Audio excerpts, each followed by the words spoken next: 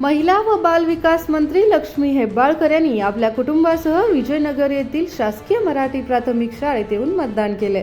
भारतात लोकशाहीचा सर्वात मोठा सण म्हणजे मतदानाचा दिवस।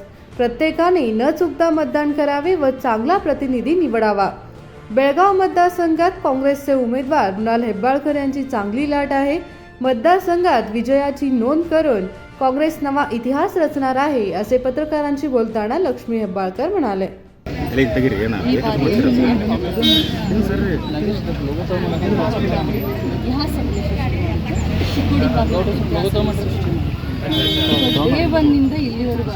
ರಿಸಲ್ಟ್ ಈಗ ಬಿಜೆಪಿ ಆರೋಪ ಮಾಡಿದರೆ ಕಾಂಗ್ರೆಸ್ ಕೂಡ ಹಣ ಹಂಚಿಕೆ ಮಾಡಿದ್ದಾರೆ ಅಂತ ನಮಗೆಲ್ಲ ಗೊತ್ತಿಲ್ಲ।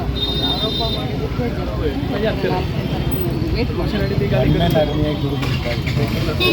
ತಮ್ಮ ನನ್ನ ಕಾಂಗ್ರೆಸ್ ಪಕ್ಷದ ಎಲ್ಲ ಜಿಲ್ಲಾ